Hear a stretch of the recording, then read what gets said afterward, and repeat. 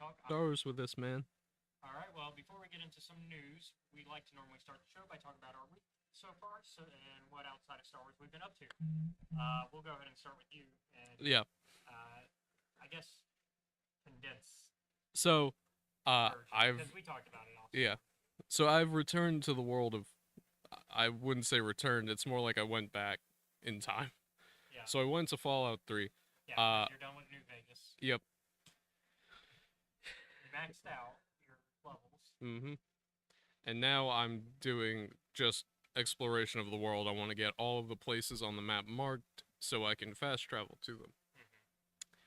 Uh, Essentially, what we've discovered is that I tend to play as a weird bounty hunter.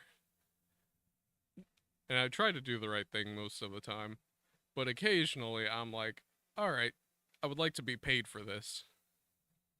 So, a lot of wandering around happens. I help a lady get away from this old man. Wasn't like really evil or anything. Yeah. Uh, Just was a weird situation. yeah. So I got her to the sea. I was like, alright, I would like to see if like I get paid or anything for this. Nope. That's fine, that's cool. Next thing that happens. Encounter with a Brotherhood of Steel. I'm like, alright. I would like I'll help you guys go and find your like missing initiate in this super mutant infested hellhole. So I go and I help them. Unfortunately, by the time we get there, the guy who has hired me and was going to pay me is dead. But I still go and look for the initiate anyway. He is also dead.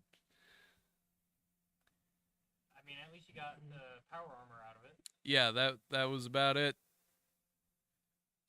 Admittedly, one of the options like talking to him was, "Oh, I'll do this for free," and I'm like, "I'm not doing this for free." He also fought a man in his pet death ball. Yeah, uh, I'd never seen that happen before. I don't know what the Enclave is doing with Death Claws, or how they seem to have Taming them. tamed them. Because as far as I'm aware, that's not a thing that has happened ever. I guess it has now. It has now. That was new. So fighting an Enclave soldier in power armor, a Death Claw, and super mutants was what I would describe as taxing. We should also clarify that you played this on PS3, Yes. which means no mods. No mods. So this is just the clean. This what's is in the game. Yep. This is Vanilla base game. Vanilla game with DLC. Vanilla and DLC. No No DLC for this one. Oh, okay. I only have the base game. I wish I had the DLCs installed for this one. Maybe I'll gift that to you at some point. Yeah. So I so I deal with that. And then I continue on my way through the wasteland, and I can hear shouting in the distance as I'm walking up. And it's essentially, if you've ever heard like a the end times are now speech in any movie, it's basically that. There's a lot of that in Fallout 3. I'd say out of all the Fallout games, it has the most of it. Yeah. And it's like I, I'm like, I don't know if you know this, man, but this is a really dangerous area. Maybe you shouldn't be shouting to the rooftops about how you're, and I quote, going to bring the sun down. I'm like, so I go, and there's this guy closer to the shouting, and he's crouched and cowering. And I go and I talk to him, and I'm like, hey, what's going on? And he's like, this guy has the entire like street set up and like wired to be to blow up. I'm like, hey, maybe, because one of the charisma options pops up, and I'm like, I'll do that. And I'm like, hey, maybe you should go talk to him. Like, just maybe all he needs is to be like talked down. I don't know why I didn't go and do it, considering my speech is maxed out, and instead I was like, I'll send this random guy. But I didn't think anything would come of it. Yeah. This is a mistake on my part because the guy who's cowering, he's like, that sounds pretty reasonable. You look like you know what you're doing. So he gets up and he goes around the corner. And for the next minute, all I can see are flames and explosions. After which, I go around the corner and I can't find the guy who set off all the explosives. What I can find is the guy I just sent around the corner dead on the ground. I'm like, this is not what I wanted, but because I'm me, I don't believe in save scumming Yeah. for events like this. Yeah, like something happened. I'll wait till Yeah. you go ahead and finish your story. And so I'm like, all right, that's enough for today. I've gone through, I've got all these places marked off. So I'm going to go to Megaton and I'm going to like just put the things that I've got in the locker. And I'm going to take a fucking nap because that was a wild day. Well, yeah. So I also agree on the when it comes to save scumming, unless it's like a TPK situation, or in the case of last night, I misclicked. I meant to do one thing and then I clicked the wrong person, Mm. and so it like. So last night I was playing Boulder Skate 3 as I have been. Yep. I've been doing my evil run. I told you of one particular instance of a big thing I did. Mm-hmm. Let's just say I slept with someone, then killed them. Leave it there. You slept with him on purpose. Yeah. You didn't. Killing them was also kind of on purpose because in this case it's my Dark evil run, Urge, yeah. Dark Urge shit, yeah. For my evil run, I've said that anytime a Dark Urge thing pops up, I have to do it. Mm. Whereas on my regular run for the stream that you guys get to watch, that one I try to go out of my way of not giving into the Dark Urge. But yeah, I was with Shadowheart and her icon, like you know how it's got the little profile picture icon on the left, so you know who's in your party, and, like if they're grouped up or if they're separated and all that. Mm-hmm. Her picture wasn't appearing. Yeah. It had the frame, but no picture. Mm-hmm. So I was like, well, that's a bug.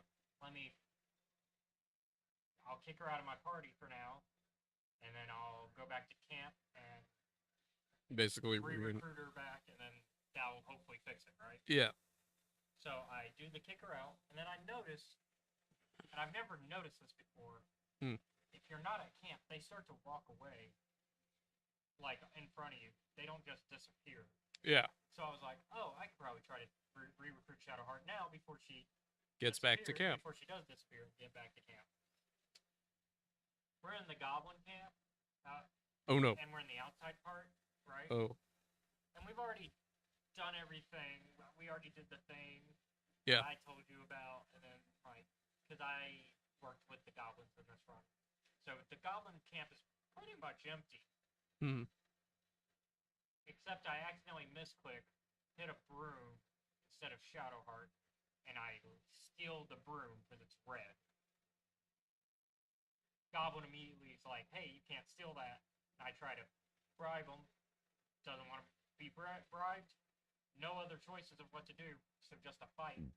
And I look over at Trevor, my roommate, who's watching me play, and I'm just like, this doesn't count as a save scum. This is because I misclicked. I think I should be allowed to undo this. And so I reloaded that to the most recent save, which thankfully was not that far back. We had literally just left camp. So,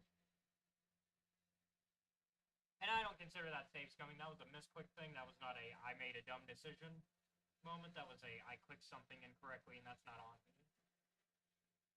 I believe. Thoughts? I think it's fine, but don't do it again. I also don't care about save scumming that much, but I usually try not to, unless like I'm testing stuff. Like if I'm like, if I most runs I will not save scum, but sometimes I'll do a run where I'm just like, I'm curious of all the permutations, so I'm gonna do save scumming for that sake, but not for actual like gameplay.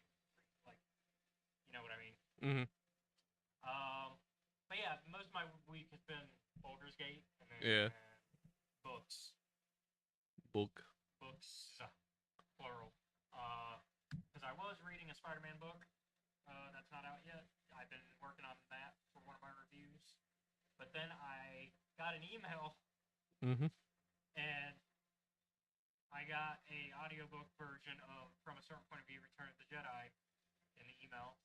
Thank you, Del Rey. Y'all always come through, by the way, on the audiobooks. So thank you. Y'all always. Random House, Penguin, they always come through. So I if I send them an email and say I want a book, they always come through, even if they give me just a week to listen to it. Which is what happened in this case. I have Man. because it comes out Tuesday. But I'm already almost done with it. Like I've been really enjoying it. I'll give my spoiler-free review Tuesday though, because I gotta finish it. And then of course we'll talk about it on the show whenever we get to it. By the way, that whole schedule for our show is. So you know how I said we have like 4 episodes left? That was a lie. You've lied to me again? Yeah. It's good news or bad news? It depends. Is it mixed news? It depends. How many episodes did you want season 2 to run for? Not that that's season 2, even though like you weren't part of season 1. Yeah. Because it was a different format.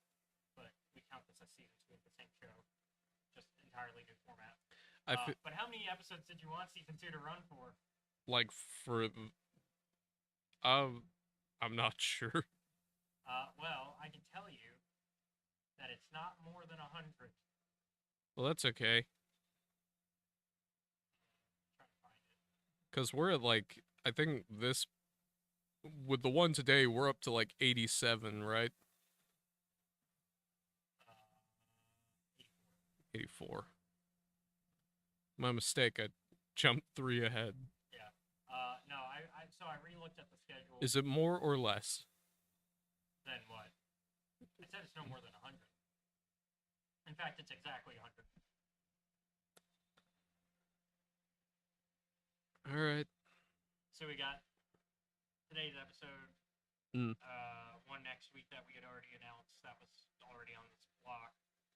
New short story for this month's Star Wars Insider. Finish up High Republic stuff. New High Republic short story collection.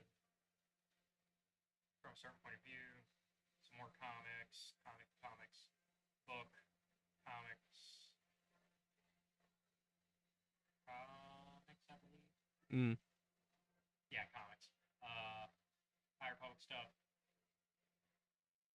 was already on the schedule. Yep. And then finale of the season. So we hit exactly 100. And I don't think I've told myself that no matter what else happens, they're not going over 100 for the season. So I think this is the final schedule. Final schedule, I promise. Okay. But yeah, I was looking at stuff and I was like, oh, this could be on the list. This could be on the list for this season. And then by the time I hit like halfway through adding some of these things, I was like, oh, we're gonna have 100 episodes. You motherfucker. And by the end of it, it will actually be our 3-year anniversary of this show. God, I can't believe it. How the fuck did you convince me to do this or for 2 year. 2 years? Sorry. 2-year anniversary. Because we started 2021. Yeah, I was about to say, how the fuck did you convince me? How did I convince me? you for 2 years though? That's still 2 years. Yeah. Oh god. But yeah, by the end of the season, we'll be hitting our 2-year anniversary.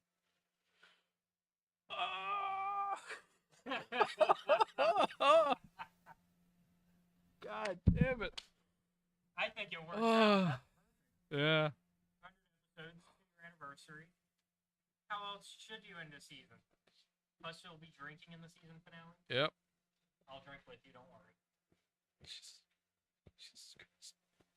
Oh, that also means that y'all have more time to give us drink suggestions. How did you... Has anything come of that so far? No, but I've been looking.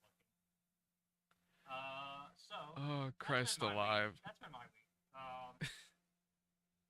Let's get into some news because we've been lucky the past couple of weeks. Yeah. We've been getting news actually to talk about, and we continue being lucky this week as Gamescom happened, and we learned that Night Dive Studios is working on a remaster of classic Star Wars FPS, Dark Forces.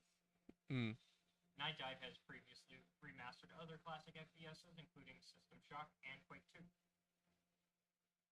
Well, I have never personally played System Shock. Everybody knows the importance of it. Everyone knows the importance of it. I have played its I was going to say like its Descendants. Descendants with Bioshock. Yeah. I do have a trailer, by the way, for Dark Forces. Is that so? Yes, we have a trailer. All right. Let's take a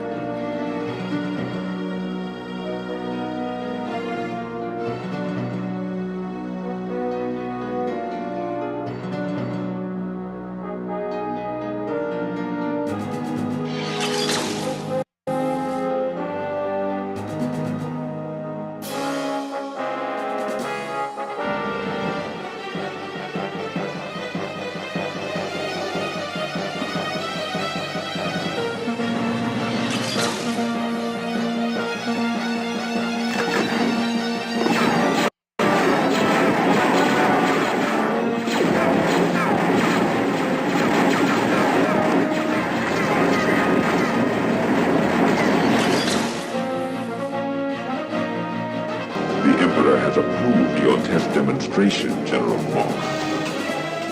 5 days ago, the Empire attacked one of our secret bases. Intelligence thinks that this may be an act of retaliation for the destruction of the Death Star.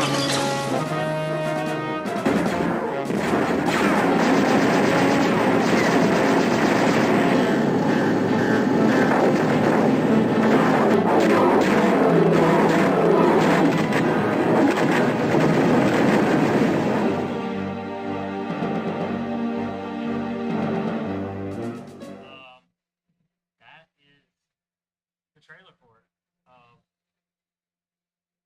What do you think? I mean, I've gone on about why this game is important for both Star Wars and gaming in the past. I think I've gone on record, actually. I think I talked about it on the show, why it's important for both Star Wars and gaming. So I'll kind of let you share your thoughts first, and then I'll go on my happy rant. It's not a game I've played. I don't have much to say about it. All right, does it make you interested to check it out? Not really. Okay. I know that's a bit Is it underwhelming. because you're just not an FPS guy, or I mean, because you don't always play it. Like, Yeah. tend to be most of the FPS type games you play are more heavy role play games first, then first person shooters second. Like Fallout is a role playing game first, Yep. a shooter second. And then like Bioshock, while it's an FPS, it's a different. Like, while yes, it's an offshoot of that Doom and Quake and System Shock era, it's its own thing. Yeah. I guess other games that I've played, technically, like Last of Us isn't a first-person shooter. Neither is Dishonored. Yeah. Another game series that's It's more of a stealth game. Yeah. It's almost an offshoot of Thief. It basically is, because it's made by the same people. I'm excited. It's interesting seeing a different studio working on Star Wars remasters because, I mean, lately it's been Aspyr that does all those. But it is nice that they brought a team in that it makes sense, at least for this, I think. Especially with the legacy of the type of games that they've done. Like, they've done System Shock and Quake 2, you know, very classic FPS. Like, when you think the grandfather of FPSs, you think of those games, along with Doom. And I would, once again, I'm going to go on the record. Dark Forces, I put in that same league of, without Dark Forces, you would not have FPS. The FPS genre would not be the same as it is today without Dark Forces.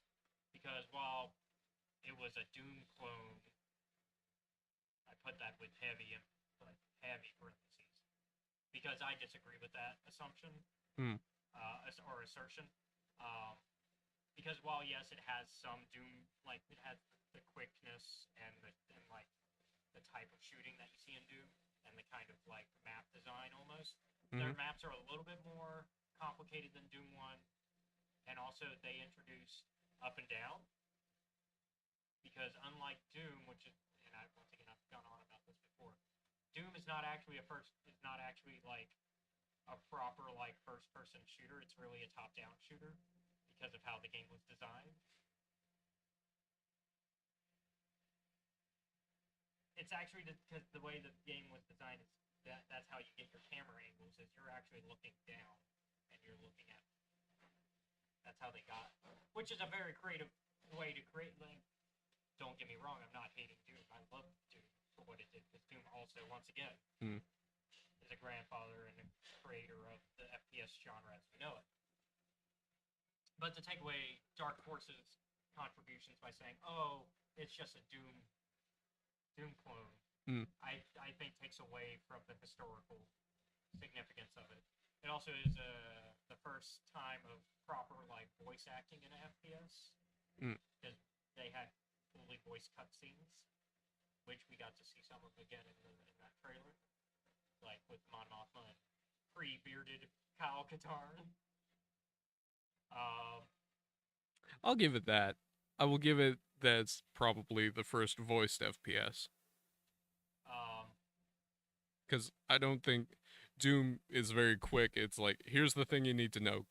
Yeah, Doom does not care about the, like, okay, I was gonna say it doesn't care about the story, but the story is there. The story's there, you just need to read. You just need to read the manual. You can either read the manual or the one or two things where it's like, here's basically the chapter select. Here's the story about the bunny that died. Yeah. Daisy. The bunny's name is Daisy. They made a mistake.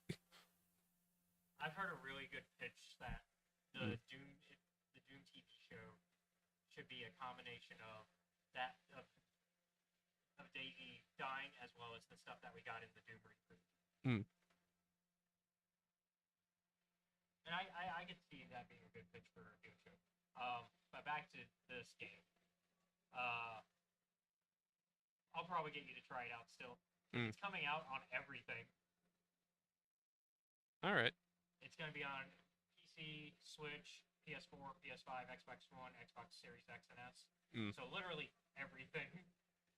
I guess that's the benefit of it being a remaster and not like a full-blown remake. Because if it was like a full-blown remake, I think they would try to shoot for it to only be current gen. And we wouldn't get the PS4, Switch, or Xbox One versions. I think.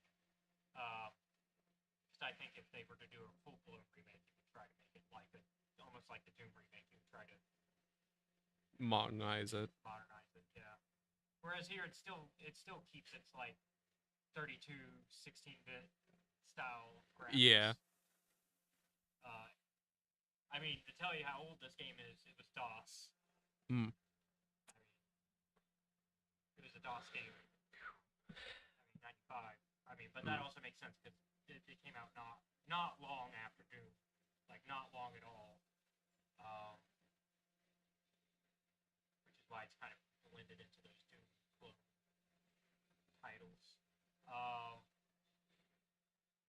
I would also.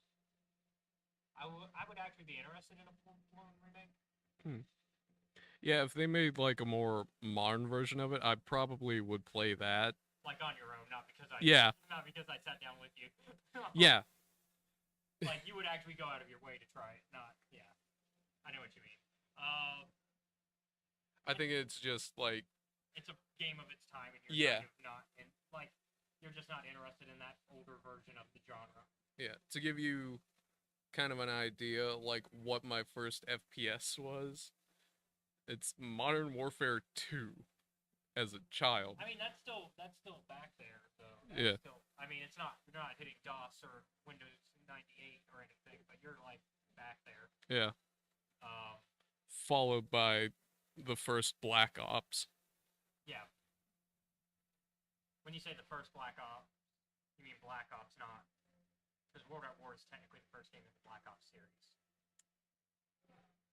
Did I play World of War first? World at War, yeah, that's the World at War is the first. So there was Call of Duty 2, and then I think 3, and then World at War was its own thing.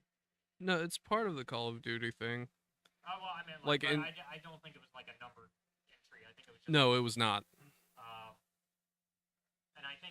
and I know for sure it's the start of the Black Ops series because they introduce the Soviet. Oh, Dragunov. Yeah, the one that's in the The spoilers for a really old Call of Duty game. yeah. Spoiler. Reznov, that's his name. Reznov. Reznov. The one that you're hallucinating. Yeah. Because World at War is about him when he was still alive. Because World Yeah. at War is World War II. Yeah. So Reznov is your like your main like I'll keep this up just in case. squad buddy for most of World at War. And because it's setting up him coming back in Black Ops. Yeah. And they never show he died in World at War, so I guess. No, he doesn't. He doesn't die in World at War. Yeah, so it's been a minute since I played it. I played the Wii versions of both World at Oh War and boy. Black Ops. Getting that Z gun. Yeah. You got your Z gun because you had the Switch controller, and then if you were really fancy, you got one of the little. You got like the little peripheral where you just plug the remote into it, and it's got a little trigger on the gun, and you just. But you still had to use the nunchuck as the walking, because the nunchuck was how you walked, and then you had your. Actually, no. The way they would set up the nunchuck is it would be at the top of the gun, and then the Wii remote would be at the bottom, so you could trigger the Wii remote for shooting, but then you could have your thumb guide the nunchuck for the walking. But yeah. I think I also played Modern Warfare that way, but not the first time. That wasn't the first time I played Modern Warfare. I played Modern Warfare before on PS3 because a buddy of mine had it. And so I would go to his house, I would play it there, and we play co-op on the maps to try to find each other. I think like so childhood for me was the 4 following games. Like once I got past plug and play. Yeah. They because we talked about plug and play last time. We talked about classic gaming addiction. Yeah. They were at the time the Lego Indiana Jones, like not by themselves. The like one where it's like here's all 3 movies. Yeah. So the Adventure Continues, I think, is the one. Yeah. I think so. Did it also include? No. The original one included all 3, and then Adventure Continues, I think, added Crystal Skull. Okay. So, It's the one before that one would then. be the first one, yeah. The next one was, at the time, we didn't know there were going to be more Star Wars movies. The complete saga. The complete saga. I think I've told my story about it, but I played the original Lego Star Wars game. Yeah. I mean, I've told the story of me watching Revenge of the Sith, and how me and a buddy, we were going to go see it opening night in theaters. So he spent the night at my house, and we spent that night playing the Lego Star Wars game. What we would watch, so what we would do is we would watch one of the movies. Mm-hmm. So we'd watch The Phantom Menace, play The Phantom Menace through the Lego Star Wars game, and then watch episode 2, then play it. Yeah. And then I think it was either one way or the other. I think it was play, watch, so that way we would end it playing Revenge of the Sith. Although we ended up ending it watching Revenge of the Sith because I had one of those leaked copies of Revenge of the Sith that I did get confirmed was a thing. Like, for a while, I thought I had imagined it, but no, I had found an article, like, a few months back, and I was like, yeah, there was an editor's version of Revenge of the Sith that was leaked, and it had, like, all the editing, like, the edit time caps locked into the footage, so you had that the whole time you were watching it. And then, yeah, so we played Revenge of the Sith, the game, on Lego Star Wars. And then because we didn't have Revenge of the Sith video game yet. I didn't have that. I actually never got that one. That was a game I didn't get. For a console. I got it for Game Boy, but it was a different version. And then we watched Yeah. version, and then we officially watched the MPAs So, the next day.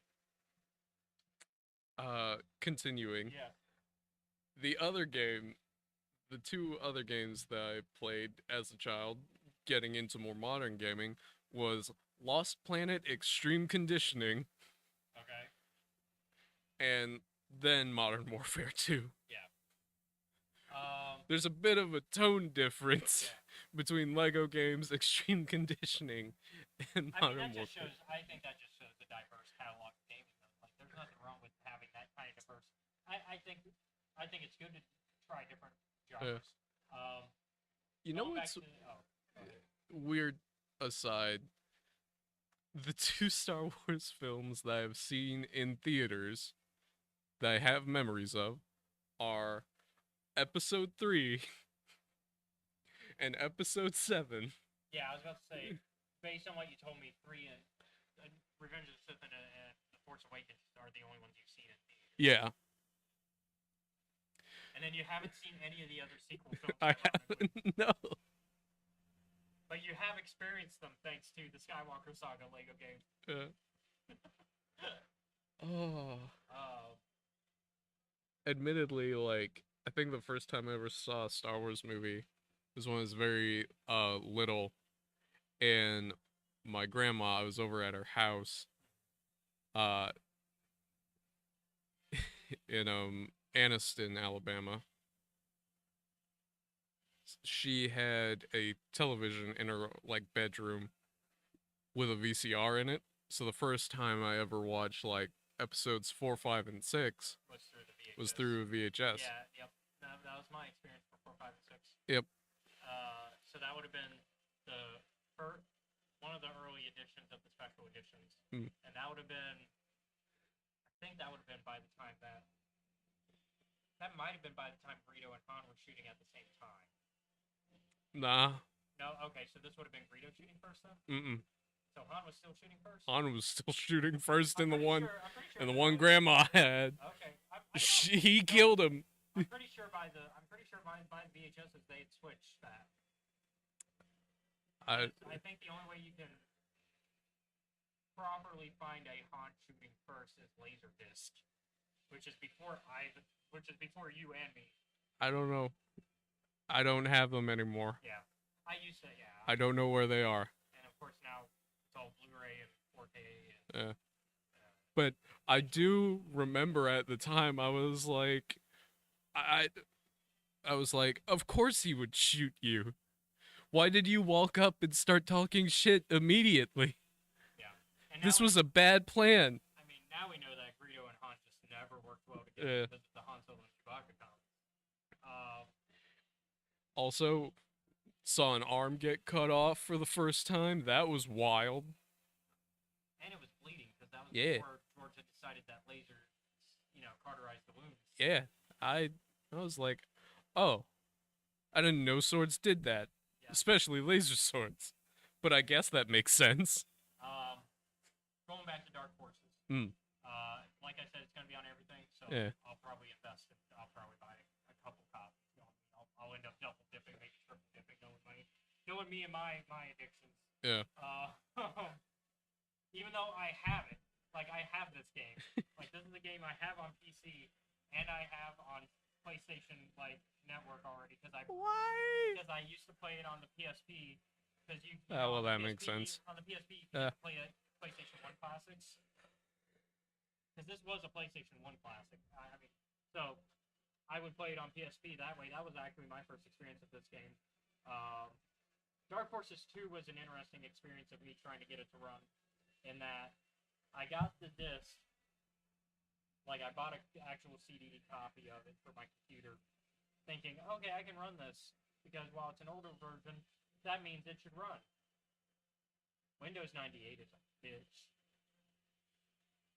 Yeah. I only really got to truly finish experiencing Dark Forces 2 when I did it for the channel, because I was able to play through Steam, which kind of fixes some of those issues that make it harder, like compatibility issues. So, yeah.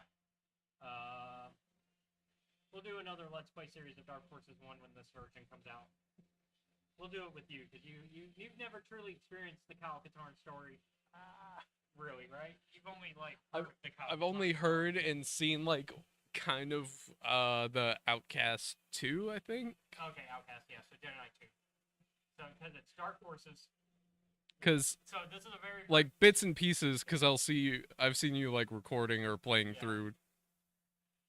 My favorite scene in Outcast has to be when you're at Narshada and you go to the bar and you talk to the chiss and he's just like, Trulies? Like just having the plurals on ends of words for no reason. The chiss is amazing. God, that bartender, although he gets pretty fast stuff to it. But yeah, this franchise is weird because it was Dark Forces 2 Jedi Knight, which then started the Jedi Knight series. So Dark Forces 2 is the first Jedi Knight game, Okay. but it's also the second Dark Forces game. And then you have Jedi Knight 2 Jedi Outcast. And then Jedi Academy, which is the third of the Jedi Knight games, but it loses the number. Jedi School 3, more Jedi. Well, Jedi Knight 3. No, less Kyle Katarn in Jedi Knight 3. Because you play as Jaden Core. You don't play as Kyle. It's the first one where you don't play as Kyle. But I think it's interesting that they're releasing this remaster pretty soon. Like it said soon, and we know what all it's coming on. So I assume it's coming real quick. But the timing, to me, and this is where I'm going to get a little conspiracy theorist. Okay. I think it's the time with Outlaws. Oh. Yeah, could be. Because of the theory that everybody has of that Jalen guy being Kyle Katarn. Maybe. And that would be good. It would be good timing if you release Dark Forces before the Dark Forces remaster to every console before you release Outlaws, and it turns out in Outlaws Kyle Katarn is in it because now everybody's had a little intro to Kyle Katarn, like your non-classic Star Wars gamers finally get an intro to Kyle before he's introduced in Outlaws. Although it's not a canon introduction, which might be confusing to some people, but he's also beardless. I can't get over beardless Kyle Katarn. It's weird. Get over it. It's weird. Beardless Kyle Katarn looks weird, and I know, and you know I'm right. I am indifferent. I think that's the most like indifferent I have ever sounded. Now we gotta do it side by side.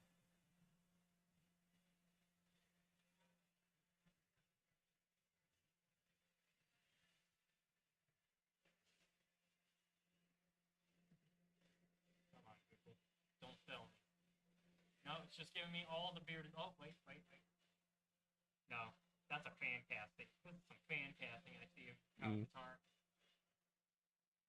I would not be upset at any of these. Except for maybe Gerard Butler. I don't need Gerard Butler. I don't need Mr. 300 in there. This is Jedi. No, I was like, who You're the trying to figure out who he is. fuck are you? Like, I've seen you before. Or did you mean one of the others? No, like, actually, I don't know who any of the rest of them are. Urban.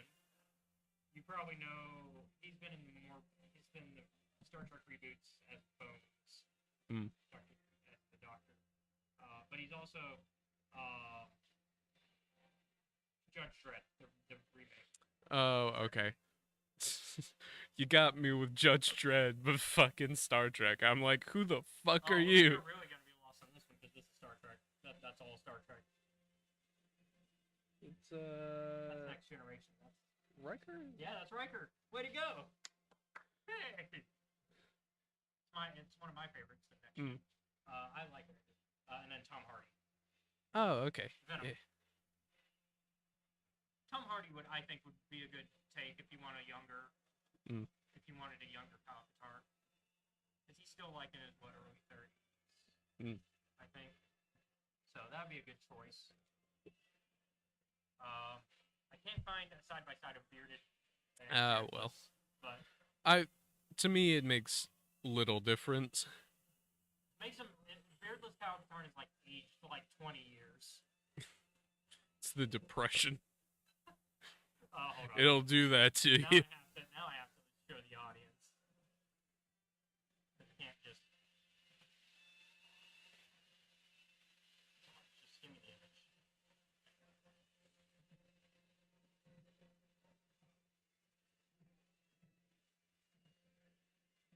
There we go. Yeah. Yeah, we tried to kind of meh on coming in. I don't know what's going on. You know what? Yeah, let's switch mics real quick.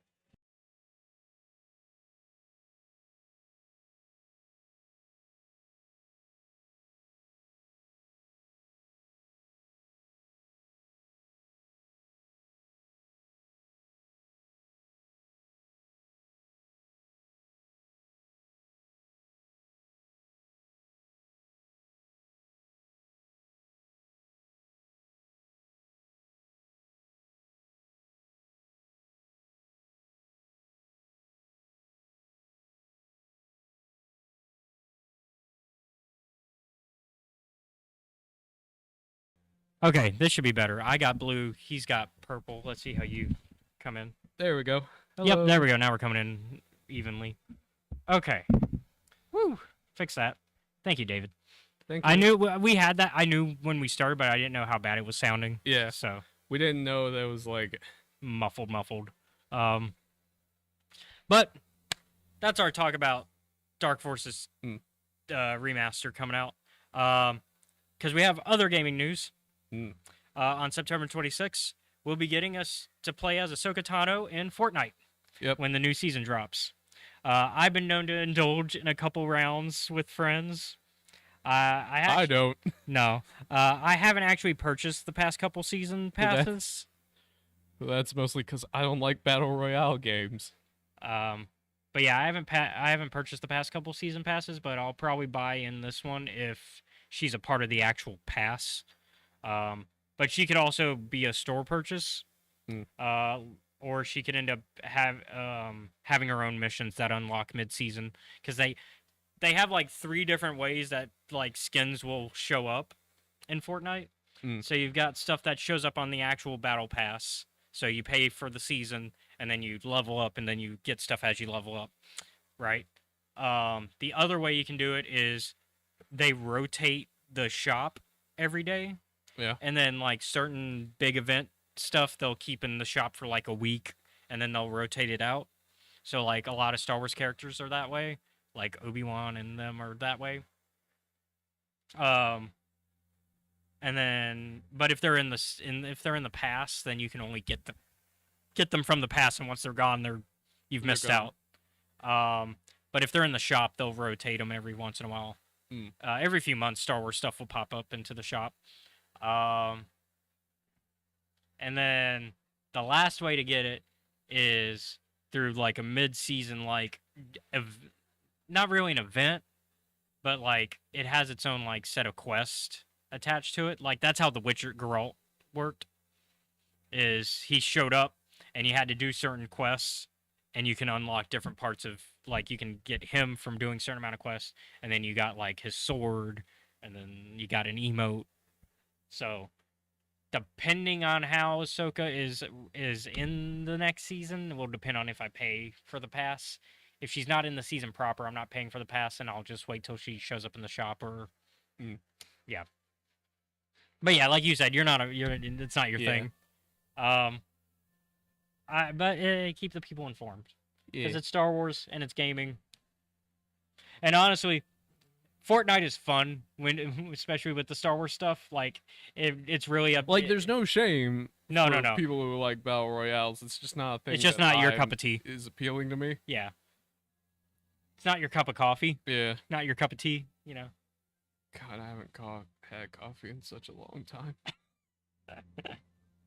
It's not that I don't drink it. It's just you don't always indulge in it. Yeah. No, it's that the coffee machine I have is broken. Oh. And I need to buy the stuff. Yeah. As well. The K-Cups. Is that what you use, or do you actually Well, if I had the powder, the the grinds. Oh, sorry, okay. and like I had the old coffee maker that you could make like 12 cups, I would probably be drinking coffee a lot more. I'm not, because I I've- don't have any of those things. I've been kind of dug into instant coffee lately. Mm-hmm. So like, instead of putting it in a like a teapot thing though, like a normal person, I've been just pulling out an actual pot, Yeah.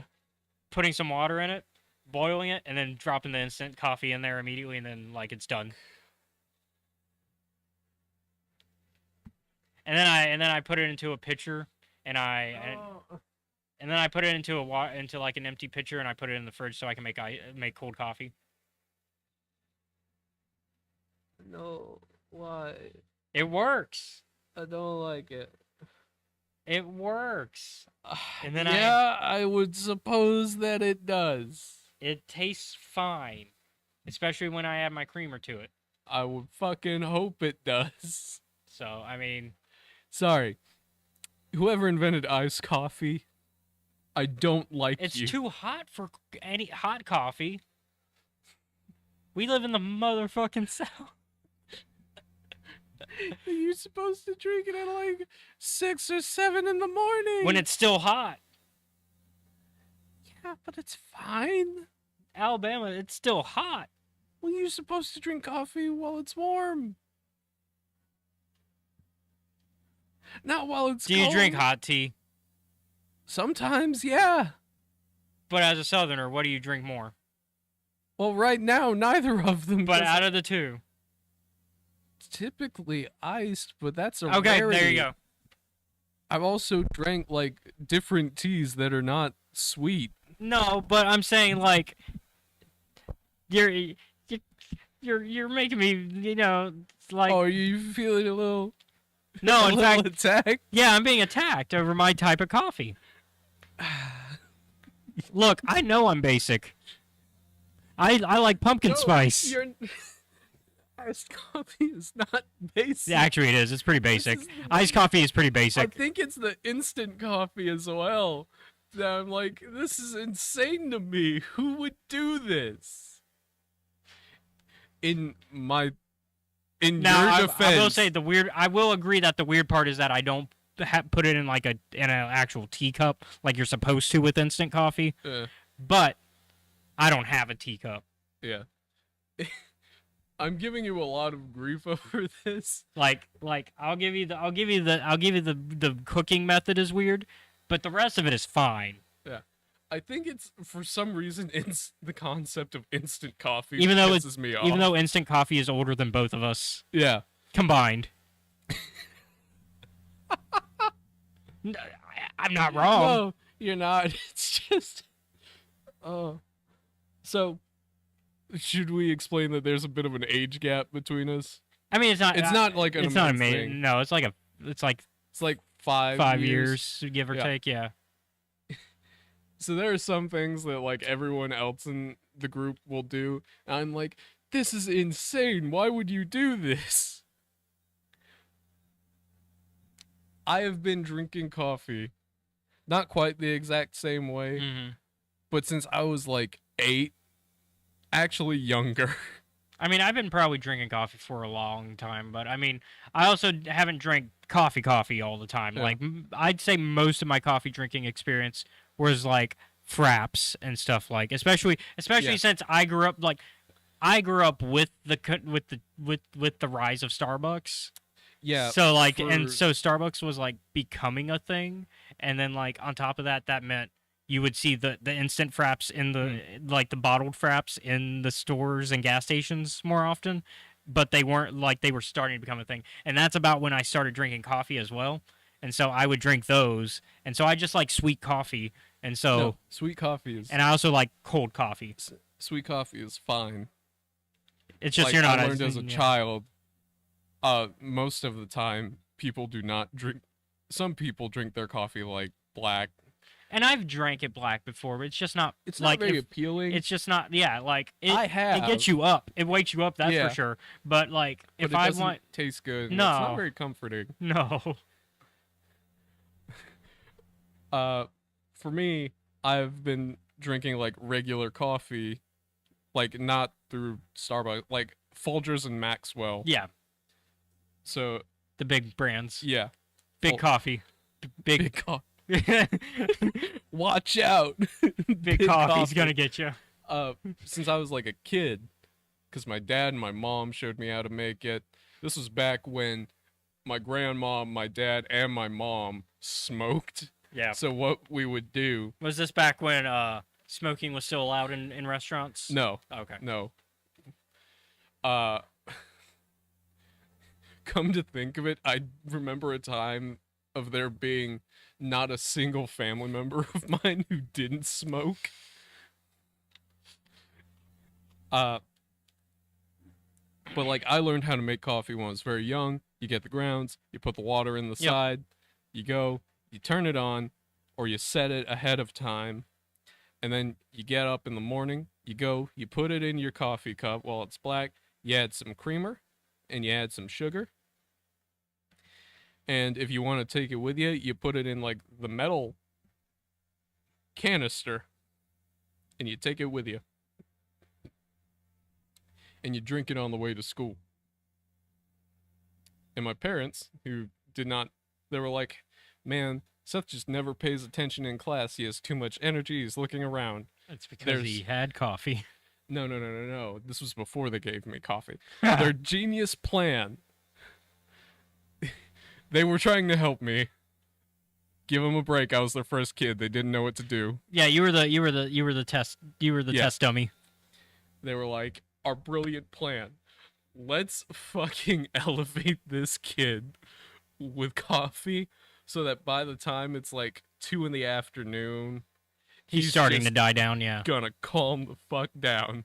If anything, that would just mean a crash. Yeah. I mean, that wouldn't be calming down. That's a crash. Which is not what you want at 2 PM. It's fine. It's fine. Yeah. Did it? I'm assuming it did not work. Kinda. I wasn't as energetic. All right. Well, It worked in that sense. with that, Yeah. let's get into today's subject, our main You subject. Cold coffee drinker. All right. Spoiler warnings for Star Wars Hidden Empire. Yes. We'll be talking about the main Hidden Empire miniseries, the tie-ins, the Dr. Aphra and Bounty Hunter Hidden Empire tie-ins, and that's it. So, avoid issues. What is 26 through 32 of Aphra? I suppose so. I think that's right. And then it's like 28 through 32 of Bounty Hunters, Mm. and then the entire Hidden Empire miniseries. So spoiler warning for all that. Yeah. This is the last of our main Kira stuff, Yeah. at least for the comics. She's obviously coming back for Crimson Reign. So first question. How does it feel with this being the last time we'll probably we'll probably see Kira moving forward and not backward? Is this where you imagine her story ending? Not really. But I'm also like, it's one of those cases of because movies and shows happen, it's like you're fucked kind of thing. Like, yeah. So obviously, throughout the storyline, we're finally getting to the part where Kira's like, all right, time to like full on the big plan. the big plan, which is kill Palpatine Mhm. and Vader. Yeah. Ideally, at least Palpatine. So we get to see a old favorite ground of ours that we have not seen since the 3rd episode of this Yeah. season. Yeah. A Maxine station, baby. Right, it's the 3rd episode that we Yeah. did. Yeah. So yeah, we haven't seen a Maxine station since And episode 3. When I was told, hey, we're gonna go to a Maxine station, I was like, why? And then they explain. I'm like, Because there's a lot of is a there's a lot of life. yeah, that would make sense. I'm like, what? Fuck me. And of course, we know why there's a lot of life there. It's because they were living there. Those fucker. Yeah. Yep. God damn. Drain gear everywhere. Yeah, the drain gear. Yeah. Bring back your Southerner Ranger. Mm-hmm. But yeah, the drain gear, like, obviously they are dealt with. Yeah, so we don't. They're dealt with by this point in time. Thank God. So no drain gear run-ins. Although I would have liked I thought it would have been hilarious to see Palpatine and Vader run into drain gear. Yeah, it would have been great. Like, what the fuck is this weird plant thing? But no drain gear. But nah. So you were excited when we went back to Maxine? Yeah, I was like, oh, okay, we're going here. Okay, yeah, sure. Yeah, I when I read it, I had to like double like it. I had to like almost like do a double take of it because I was like, wait a minute. Okay, yeah, we're going there. Yeah, okay, this makes sense. And of course, the biggest bluff ever that Kira's ever tried to pull, man, with the artifact. The Fermata cage. Yeah, the Fermata cage. The Fermata cage being like, yeah, it's definitely holding a evil Sith Lord that we're about to free. Wink, wink. Yep. We're totally gonna do it. And this is totally not actually so we can so we'd have a master Pokeball to put Palpatine and Vader in. I didn't think about it that way. But that's what it is. Yeah. Like that's their plan. Is they're planning to use a master Pokeball on, like in a master Pokeball. Put him in a Pokeball and we're gonna throw it at the sun. Yep. Like that's ultimately her plan. Yeah. Ah, God. You know the thing is, right? I almost feel. I feel cheated. That the movies happen and therefore we don't get to see that happen. Yes. It was a good fucking plan. We need an AU where we see what happens if she had won. I think that would be a great AU timeline to explore. It fucking would be. I understand why it can't happen though. Yeah.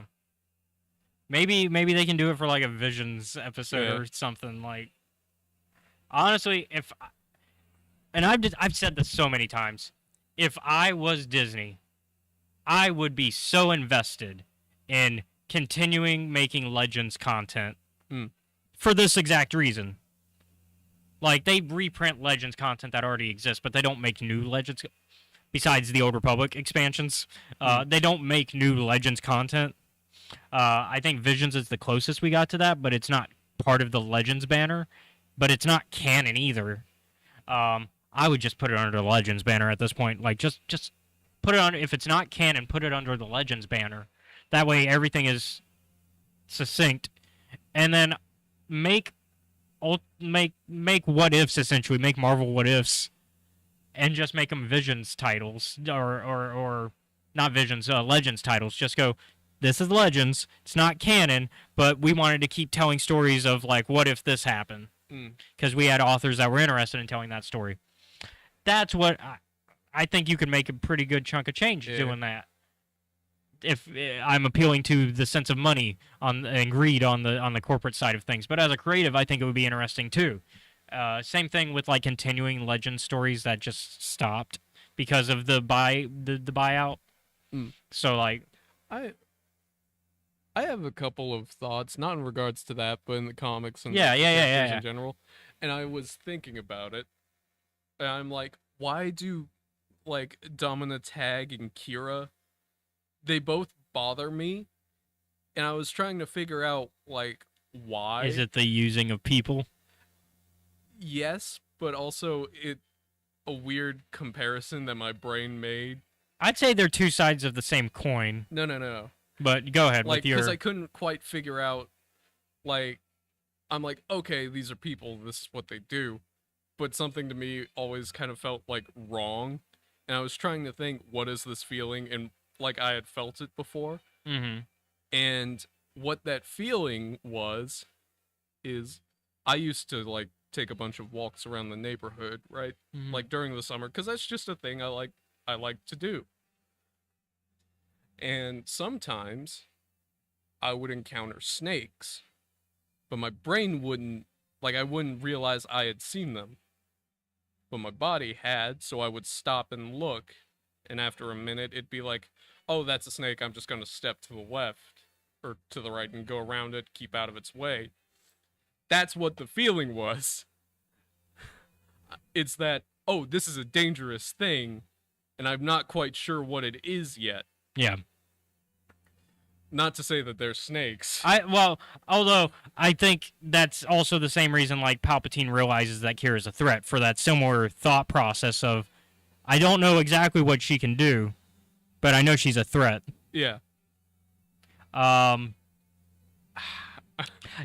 I think Kira and Domina Tag are like two sides of the same coin. Mm. They both use people, but for very different reasons. Yeah. Domina is very much for her own personal financial gain. Like, that's, at the end of the day, that's what Domina wants. Yeah. In fact, Domina pretty much wants to be the next Empress. I think that's a fair assumption from how she's used tagged enterprises and all that. Yeah. Meanwhile, while Kira is definitely somebody who has aspirations, I don't think her aspirations go beyond what is good for other people as well. Because I think at the end of the day, she will do one or two things that are bad for other people, but she'll either regret doing it if they were good people, or if they were bad people, she'll kind of make a reason for why it was okay. But she doesn't screw the rebels on purpose. Yeah.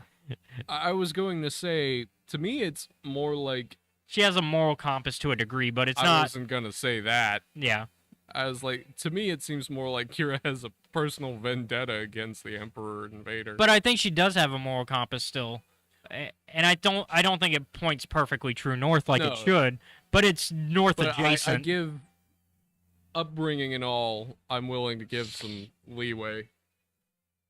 Yeah, like it's north adjacent, I would say. Like, you've seen Solo now, so like you know her. Yeah, and like you know she's a good person somewhere, but there's a lot. Yeah, there's a lot you got to dig through. Domina does not have that good. No, she does not. If Domina started doing good things, I would freak out. I would be looking for like hidden cameras. I would be looking for any sort of motive behind. I would think that a clone happened, or a changeling. Maybe Ronan finally killed his auntie. Yeah, because I'm like, that's not Domina Tag. Who are you? We did get to see our favorite bounty hunter from Star Wars Hunters. Had a rough go at it, though. This did not work out well for you. No offense, but it really didn't. Hey, she's still alive, though, because she makes it all the way to Hunters. Yeah. Once again, Kofan Pharos. You know... Kofan is a character that I'm slowly liking, but I don't like that I like them because of like the shit that they pulled. Later, kind of towards the end of this comic, I was like, oh, I'm happy that you finally have got an emotionally stable relationship. You are still a serial murderer. Exactly. I didn't forget that, although everyone else seems to have. It's because, let's be honest, everybody in the Afro and Bounty Hunters team have killed people. Yeah. Most of them haven't done weird, creepy ritual shit with it, though. Actually, I might need to amend that. Also, I wouldn't put it beyond Afro to do that. Yeah. Sana, however, feels like the odd choice to be hanging out with this group. But that's because Sana and Afro have their whole tensions that they've got to work. They got to work some shit out. Yeah. Also, Tasu leaving the bounty owner's crew. Yeah, because I I'm told I told you about that before Yeah. you read it. Because as I was reading these issues, I was telling you some of the stuff. Yeah, I'm like, that's fair. He had every right to leave. I understand. Because last time they did a mission that was related to his background, they did not back him up on it. Yeah. And he was like, look, we're either a team or we're not, and we obviously aren't, so I'm out. Yeah. Valence. Valen's going Valence through is it. having a shitty But day. when does he not go through it? Yeah. Like ever since he crashed that TIE fighter on that fateful day, and Han Solo had to save his ass. Everything's It's going just been downhill. Did not expect him to fucking Liu Kang a guy though. Yeah, and then also Knights of Ren said they were out as They're well. like, fuck it, we're leaving. Now, how much of Kira's failure to finish this plan do you put on not being able to keep certain people allied with her? Because Knights of Ren back out. Mm-hmm. Death Stick backs out. A few other people back out too, like randos as well, like smaller people that could have been useful to have, but we just don't know how useful in the moment. Mm-hmm. But obviously, we see that they don't succeed because of all this. Yeah. So, do you think having those assets would have been enough to turn the tide?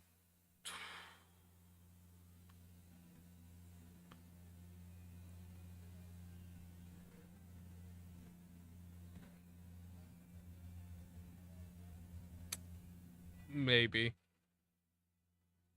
Yeah, it's really hard to tell. Yeah.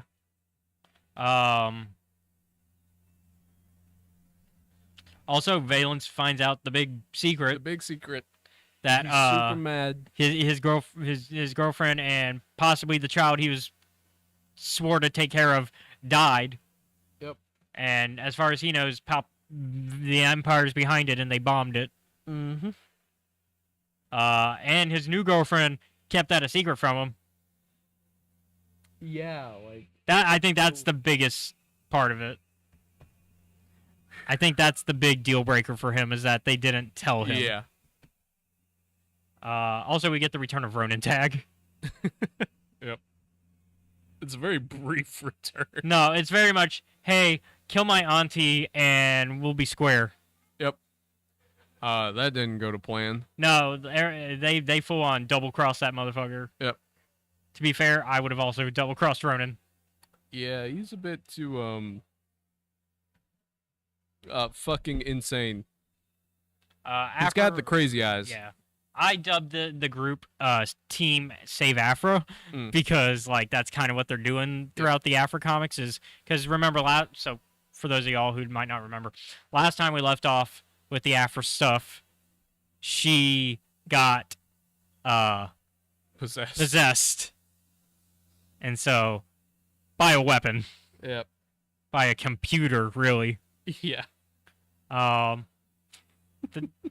so Team Save Afro, which includes all of her exes, by the way. All of her exes and her dad. And ex-partners. Yep. By that, I mean ex-business partners. So her ex-love partners and her ex-business partners and her dad. Yep. A wonderful team to have. A lot of people that Afro has screwed over. Yep. I was like, God, this is going to be such a mess. And then the Magna one has to be the messiest, because Magna deserves happiness. Yeah. Magna's like, look, I decided to help you because I still care about you, but it's obvious you love Sana. Yeah. 2, I can't keep letting you hurt me. Yeah. I love you. But you're not bad for me. Yeah, you're bad for me. And on top of that, you'll probably screw over the rebels, and I'm helping the rebels out. And I can't. So I can't risk that. Yeah. Bye-bye. Yeah. Which is very funny, because when you first meet Magna, she's like hardcore, true blue Imperial. Mm-hmm. But her story with Afra changes that. We'll get to experience that when we get to the Imperial era of comics Yeah. properly. Then there's A lot. Of course, Kofan is part of Team Save Afra, but also part of Crimson Dawn. Still, Ko is like, I keep getting caught up in shit that's way more than I bargained for.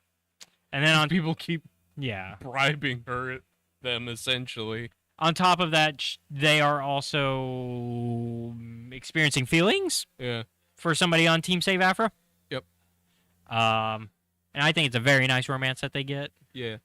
But like you said, it's like the nice romance. You're still a murderer. Yeah. Cool. Actual serial killer Kofan Pharaohs. I think though that I think there's a chance for redemption a little bit on this one. I think it helps that we don't know the characters that they killed. Yeah. Rather. If we did, we might be a little bit harsher. Yeah, but they killed people we have no idea who they were. So Killed people, and then you hung them up like fucking art decorations. or you move their limbs around on the floor to make an art piece. Yeah. Yeah, that's some That's some Dark Urge that's from some Baldur's Gate serial 3 killer stuff. shit. That's what that is. So overall for this arc, do you think this was a good Yeah. finale for the arc? Yeah.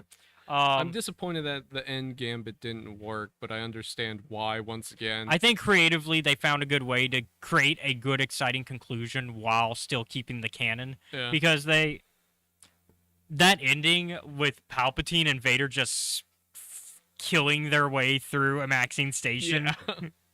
Oh, do we want to talk about Vakura? Oh yeah, yeah. Go ahead.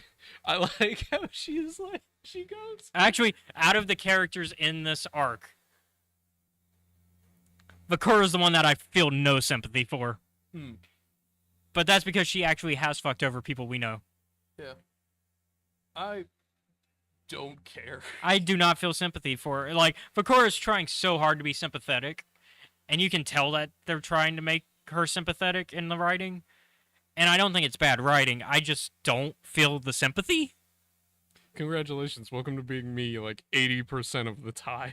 Well, in this case, though, like, I think it makes, like, Vakura's, like, one, literally has done the kick the dog trope, but killed their pet. That is on them for bringing a dog to a battlefield. They should have known. No. better. But even before that, we're told that Vakura did that at a younger age, too. Yeah. Because her fucking not dad is a piece of shit. She pulled the Kingsman thing, but actually went through with it. Go. You're not supposed to go through with it. She's a child. Give him a break. Don't get me wrong. I doesn't excuse what happens later. And, but yeah, I mean, it's more so that, it's more so that, I don't love her. yeah, She's a thing that she just exists. she exists. Um, Like her taking the money from the vault and being like, as from today, I resign. I do think And her, I'm like, that's actually fair. I do think it's funny how she works around IG-88's programming, though. Yeah. That's hilarious. She's like, well, I'm technically not in charge, so, and your mission is to kill the person in charge. Maybe kill my enemies? Yeah. And yeah, does the work for her. Yep. Oh, IG-88 giving like It's still By the better than the existential crisis he went through in More of Yeah. the Bounty Hunters. He's like, now that I'm over that, Back to murder. back to murdering people. Super hard. The poor the two guys that he pulls up on first, they're like, hey, we have like a droid outside. Should we do something about that? And then of course now that the Vader stuff has been dealt with, now that Vader and Palpatine are kind of dealt with for the moment or distracted, Team Bounty Hunters is working on like figuring out how to get Valence's memories back, and they go through it and they fight Inferno School. Yeah. Inferno Squad pulled the fuck up. Vader was like, "Hey, so he's an asset now, and we can't let him just go away. Yeah. So can you do something about that?" And yeah, Inferno Squad pulling up, They're like, all right, yeah, we'll fucking get him. and once again confirming that Hask has always been an asshole. Just continuously confirming that. Like, that's just reaffirmed here, because Hask... Spoilers to Battlefront 2 campaign. Hask is the only one that doesn't join you when you switch sides to the Rebels. Because Inferno Squad switches sides. Del and her do, at least. But Hask is like 100% true blue Imperial believer. So, yeah. And we can kind of see the dissent he has already, because he, like, questions Versio's orders a lot. Even now. Before she's showing any signs of changing. Like, she's still... Like, at this point, she's still hardcore Imperial. Yeah. And... Hask is just an asshole. I'll be right back. I'll let you... Is there stuff you want to talk about while I'm gone? To the audience, or... Not really. Okay, well then we'll just take a quick break. Yeah.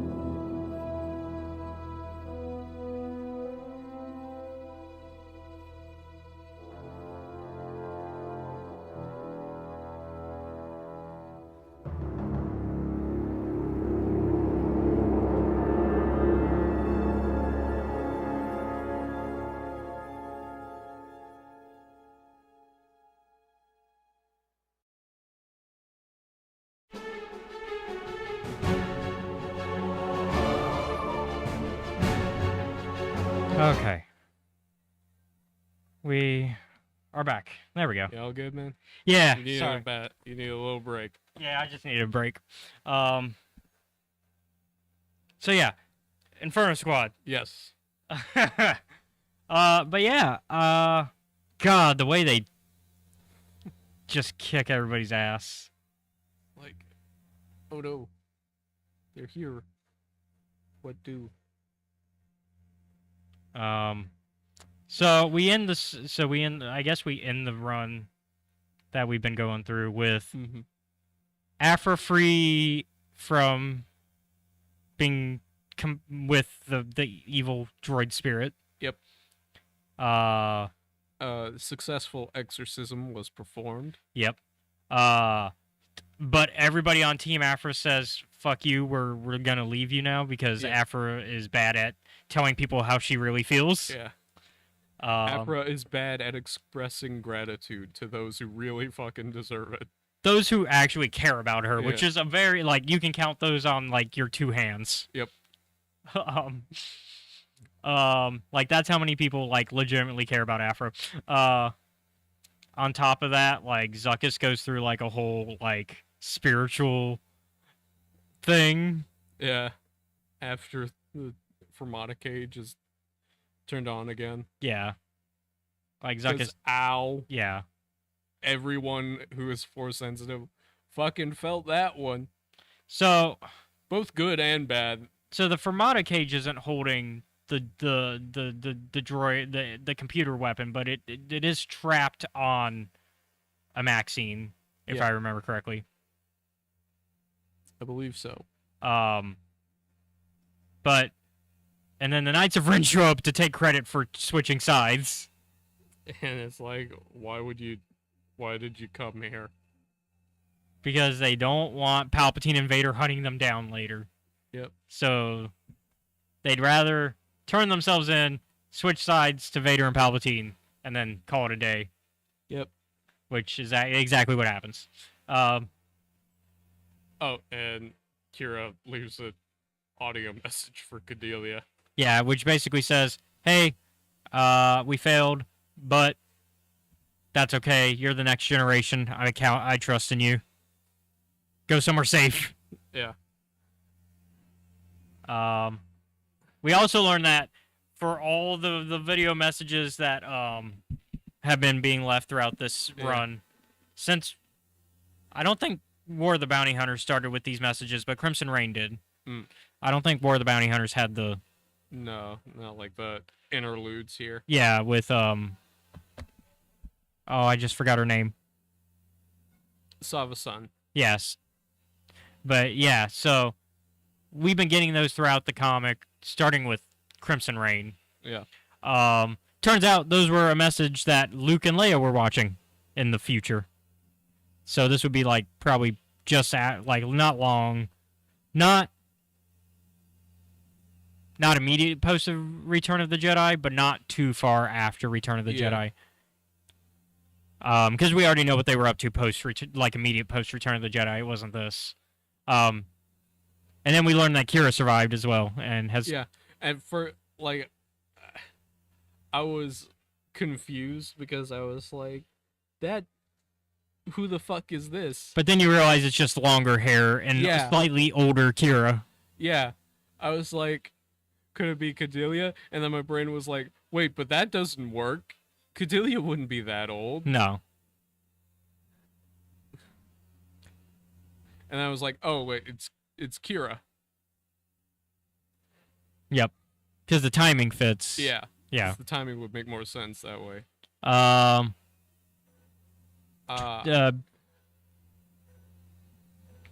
We lose one of our favorite of murderous droids. Sorry. You don't like BT? Not really. What about Trip? I don't care either. But yeah, they can be repaired. It's okay. They're not gone forever. But yeah, once again, all the romances work out in the Dr. Aphra comic, by the way. Yeah. Like, everybody finally opens up about their feelings They're once like, again, except for Aphra. Yep. They're like, all right, can we just address the fucking tangle of whatever the fuck this is? Yeah. Which, Arioli and, it's about goddamn time. Just, like, It's very sweet. The best part is just Lucky proposing to Ariole. And Ariole is like, isn't this ring cursed? What the fuck is wrong with you? And he's like, you probably shouldn't say yes right now. God. And then, of course, Sana and Aphra have their moment. Yeah. But then, once again, because Aphra just sucks at, like, being open, Sana's like, look, I can't be with you, though, until you fix your shit. Yeah. So you know how Aphra decides to try to fix her shit? By kidnapping Luke Skywalker. Aphra, this is not what people would define as helping. I don't know why kidnapping a major figure of the rebellion would be considered a good idea. And then we leave off with the bounty hunter crew. needing to find Boba Fett. Yeah. Because that's their only way to try to work on helping Valence. Tasu also being like, the knockout gas was not. I didn't know about that. I didn't know that was their plan. Yep. So that's Like- where we leave off with Hidden Empire. I think we've discussed it enough. I think it's a good ending to this trilogy. Yeah. I'm curious where Dark Droids is going to take us. I am kind of... It's going to be weird to hear this, but I feel like I want to move on to the next set of stories beyond Return of the Jedi, which I think would be where they logically would go next after they're done with their Between Empire and Return of the Jedi stuff. Yeah. It feels weird that we're getting another big crossover event before that, because I feel like this should have been the last crossover. Yeah, it does kind of feel that way. Because we literally had a trilogy. Which, by the way, this is a very packed single year. Yeah. A lot happened. This is a single year of events. The Rebellion's 2022. To put this into, like, real, like, perspective, the Star Wars 2020 run is supposed to, like, and Darth Vader 2020 and the first Dr. Aphra 2020 run. Sorry, not 2020 run, 2016 runs. The 2016 runs and 2015 runs are supposed to be between A New Hope and Empire. There are not that many issues comparatively. Like, hold on. You know, it might help if I got closer to the mic. Yeah, I'm leaning away. Sorry, I'm trying to find.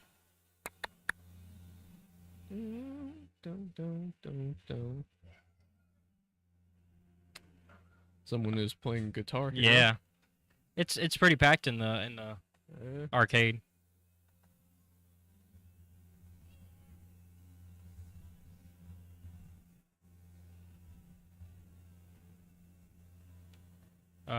Come on. But yeah, like, in terms of... A lot of shit went down. Just in these comics alone, like, Yeah. not even the whole, like, everything we've read, Yeah. but in everything we've read, it's been, like, a pack, like, War of the Bounty Hunters was Yeah. beefy. That was our longest review, Yeah. because that was also back when we were doing full reviews where we talked about every little detail. Now we kind of hit the highlights. Mm-hmm. Back when we were giving out dissertations. Yeah. So, Star Wars 2015 has a total of 75 issues with I think they did 4 annuals. They did 4 annuals. Yeah, that maths.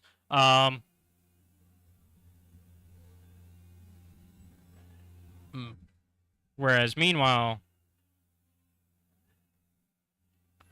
Okay, so I'm going to do math here. So that's 6, 7, 8, 9, 80.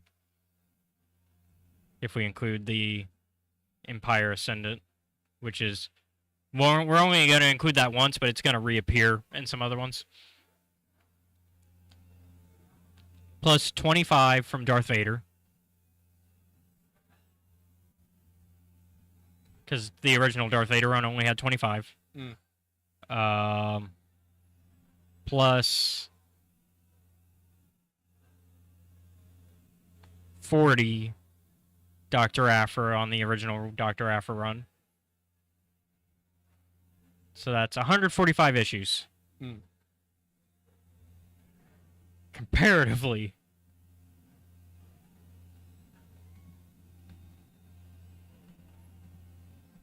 Marvel 2020 so far has already had 41. Or it's going to have 41 after Dark Droids is done. So it's already like halfway what the first. It's already a good like almost halfway past halfway of what original Marvel Comics Star Wars 2015 run was. So that's 41 right there. And I think there's an annual in there somewhere. Or there's not. Did they not do any annuals for this run? No, they did not. Okay. Sorry, hold on. See, this is me. My brain is like curious. By the time we're done with Dark Droids, comparatively, how many more issues will that be?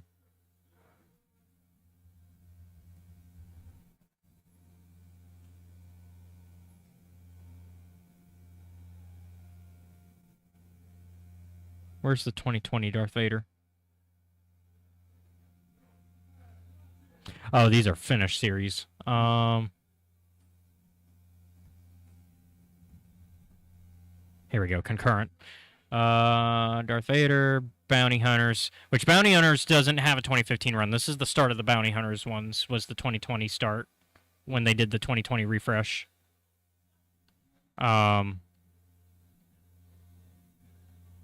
And Vader alone has also had will also have 41. Which means if Bounty Hunters will also have 41, those three alone will almost be what the original run was. Yeah.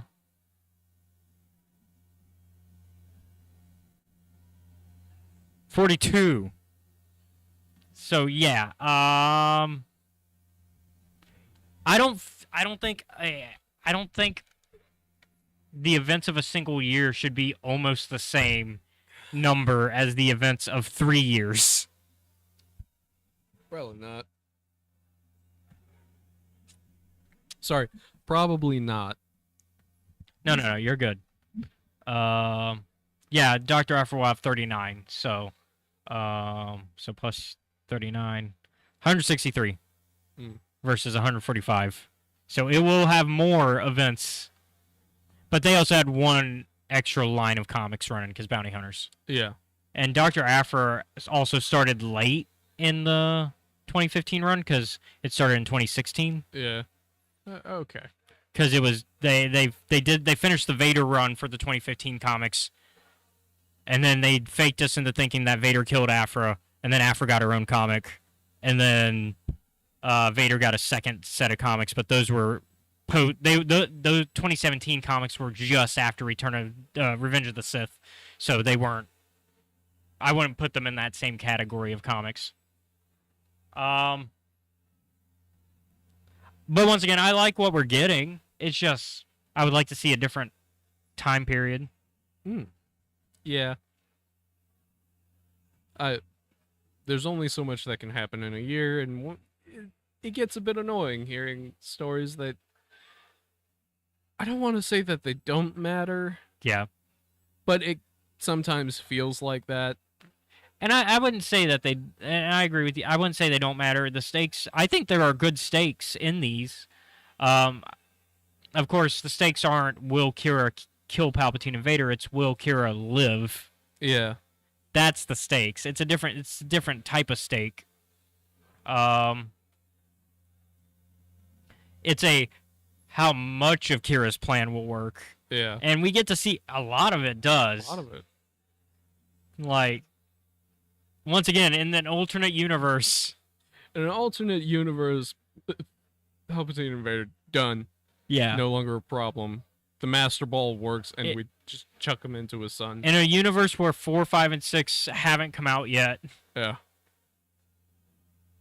Or 4 and 5 have come out yet, and 6 has not. And we still have a solo movie. Yeah, Kira wins. Yeah. But that is not the world that we live in. No. I think also the fact that, going back to there's so many events happening in this era. Yeah. Topple that with the fact that there's also books and novels. And and then it becomes a very full time period. Yeah. not even just this between 4 and 5. I mean 5 and 6. The entire original trilogy era is packed with events. We're much like how we've gone over this. There's so much like essentially documented that like we can pick out what they wear on like a specific day or what they have. It's the Clone Wars and prequel era issue where like the Clone Wars era, we know what Anakin and Ahsoka are doing, what lunch they're having at on what planet during whatever. Yeah, like we know this now. Yeah, we didn't need to know it, but now we do. And I don't mind knowing that stuff. It's just when you want to. It's just when we get to that point, we shouldn't still be digging into that era. We should be moving on. Like, I don't mind getting to that point. I actually like being at that point, but that's also a sign of, okay, time to move on. Yeah. Which, like, we've discussed this several times, which is why I'm like, I don't want Star Wars stories to stop being, like, written, you know? Just but find a different period. Like, find a different time period. Like the High Republic. High Republic's good because it's like, these are characters I've never seen before, so the consequences for them are very fucking different and vague and uncertain. And even for the characters we do know about, that I think there's still interesting stories to be had. Like Yoda, we still get interesting stuff. Yaddle, and of course they are, because they're people who are going to live a very long time, and seeing how the longer lived race species in Star Wars. And I think also I think in the case of Yoda and Yaddle and them, the story is not, are they going to live? It's how are they going to handle this? How are also not only that, how are they? What is their mindset back then compared to what we've already know of them? Yeah, it's that same. I feel like it's the same questions people had about Yoda when the prequels were coming out. Like they knew Yoda during the original trilogy, but what's a Yoda during when the Jedi were at their prime? Like And that's kind of the question. And I would say even then the prequels are not the Jedi at their prime. They're not. It's their downfall. Hell, that's now the name of the time period is the fall of the Jedi. I would say the prime is the High Republic, and we're seeing the Jedi at their prime, and we're seeing that the Jedi operate way differently, and that Yoda is honestly less like... I don't want to say that Yoda in the prequels thinks too highly of himself and has like a hubris issue, but compared to him during the High Republic, Yoda in the prequels has a hubris problem comparatively. He's like, I understand how that would develop because it's like I've been alive and dealing with this shit. I've seen the Jedi get through so many issues in the past. Yeah, for like 500 years. This is not as big of a deal. And then it became a much bigger deal. Yeah. And we've talked about that. It's not entirely the Jedi's fault. That they had a hand in their own defeat, but we still can't. But also, like... we still can't ignore the fact that Anakin made bad decisions as well. There's so many other problems. Yeah. Like, there's just, You can only address so much. And, of course, like, I think also the things that people try to lay at the prequel Jedi's feet are not issues. Like people still try to make the argument that Jedi kidnapped kids. That's not how that worked at all. That's not how it worked for them to actually kidnap children. Like, it's not how they operated whatsoever.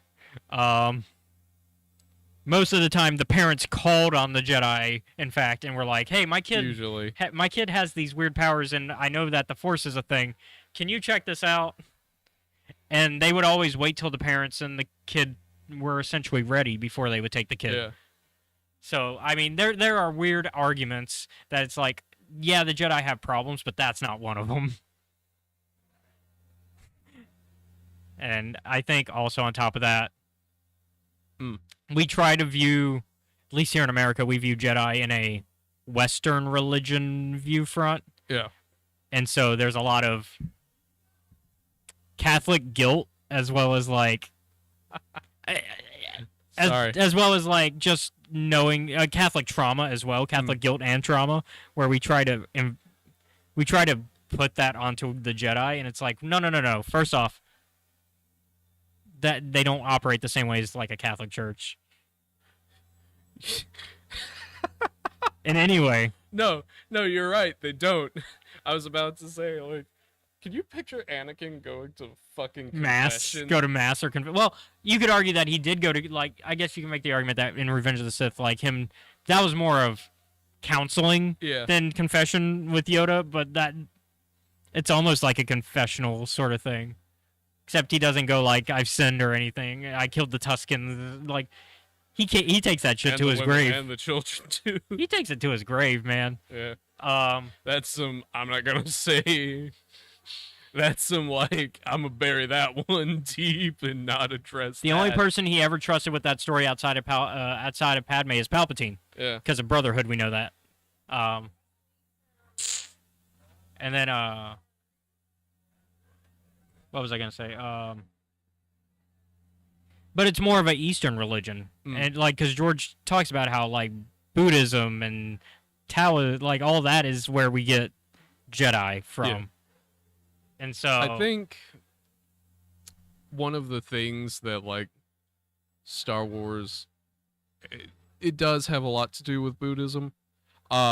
Here's a fun thing, and I think that it sort of, I don't want to say suffers, but differs, because suffers implies that there's something wrong with it. Mhm. What it differs greatly in that Buddhism doesn't exactly encourage you to necessarily worry about developing the teamwork skills. It does want you to work on being an individual and like bettering yourself, but the way that it goes about it is basically ignore physical things like food, drink, pleasures of the flesh, all that, as well as sometimes isolation is better. Yeah, it's more And about I'm like- focusing on the mental and the spiritual than it is about Than the physical. The physical. But it's also very individualistic. The problem is because of how the Jedi operate, Yeah, they're more It- group. kind of fails in that regard. Well, that's also, I mean, that's but it's also also it's just an a thing that- amalgamation of things. It's, Yeah. and yeah, It's one thing. That isn't to say that they don't. Yeah. They do. But it's all the other part of and it. it's not to is- say that the Jedi don't work because of that. No. You're just saying that it doesn't. It's It's not a one one of for those- one. it's not one for one, but it's one of the things that like might not be as good for the Jedi in terms of the long run. Especially since they talk about the attachments and and Yeah, the keeping that that's one of the way. things. But it's hard to do that when That's one of the things about Buddhism that is yeah. also very difficult to do. It is difficult to detach yourself. And it's even more so when you have this master and apprentice relationship. Yeah. And I think Luke's Academy, at least from what we've seen in other content post Return of the Jedi, before The Last Jedi, I think it's him trying to figure out that balance. Yeah. Because you can have attachment, but it's about not letting that attachments control what you do. Yeah. And that's what at the end of the day it's about. But it's hard to, because it's hard to not have. It's easy to say something. It's another matter entirely to do it. Mhm. It's easy to talk the talk. It's hard to walk the walk. And I think a entirely detached view. I think the Is Jedi have said that they're not not really for that good. either, and they've said that they're not for that either. Because an entirely detached view, you can't help the galaxy while being detached from Yeah. it. You can't go too hard in either direction, and maintaining that balance is incredibly difficult. Like, just as a normal person. So It's imagine only somebody with superpowers. exacerbated if you have fucking superpowers. Yeah, like it's, and so I think it's an interesting point of view to see this kind of shift away from entire detachment, because we're Yeah. realizing that the Jedi were never really about that. I think the reason people think that the Jedi are about that is because people really take to heart Anakin's point of view, because he is the point of view character for the prequels, and because he's the point of view character, everybody agrees with that narrative. But then you start to look at the other context of everything, and even within the context of those films, that mindset doesn't fit what we actually see the Jedi do. Like, Anakin's mindset of the Jedi are completely detached does not fit what we see. Even in the Clone Wars. Like, the Clone Wars shows us that, no, the Jedi are all about caring for the people around them. But they also realize that they have to know when to let go and when to be at peace with somebody, say, dying or something. Like, and being willing to...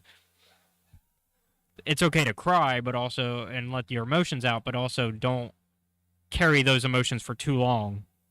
Because if you do, then they'll weigh you down. And I think that's kind of what...